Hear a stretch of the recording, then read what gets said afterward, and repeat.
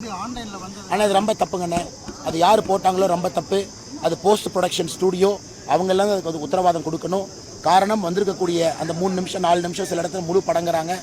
நான் தேர்தலுக்கு பிறகு ஜனநாயகன் படத்தை நான் தியேட்டரில் போய் பார்ப்பேன். ஒரு நிமிஷம் நான் தெளிவாக சொல்கிறேன். ஏன்னா ஆதவ அர்ஜுனன்னா தேவையில்லாமல் பாரதிய ஜனதா கட்சி அண்ணன் முருகன் பேரெல்லாம் தேவையில்லாமல் அவர் இழுக்கிறார். நான் விஜய் அவர்களுடைய படத்தை ஜனநாயகத்தை எப்போ ரிலீஸ் பண்ணுறாங்களோ நான் தியேட்டரில் போய் ஒரு ரசிகனாக நான் பார்ப்பேன். அது வேறு. அதையும் அரசியலும் குழப்பக்கூடாது. நான் இன்றைக்கி பாரதிய ஜனதா கட்சி பொறுப்பில் இருக்கக்கூடிய ஒரு மனிதன், தொண்டனாக இருக்கிறேன், சில இடத்துல தலைவனாகவும் இருக்கிறேன். நான் ஜனநாயக படத்தை போய் தியேட்டரில் பார்ப்பேங்கிறேன். அதனால் தயவு செய்து பொதுமக்கள் யாரும் இந்த மாதிரி வந்தாலாம் பார்க்காதீங்க. அது எத்தனையோ பேருடைய உழைப்பு, எத்தனையோ பேருடைய ரத்தம், எத்தனையோ பேருடைய வியர்வை, ப்ரொடக்ஷன் கம்பெனியினுடைய பணம். அந்த மாதிரி வந்தால் கூட ஸ்கிப் பண்ணிட்டு போயிருங்க.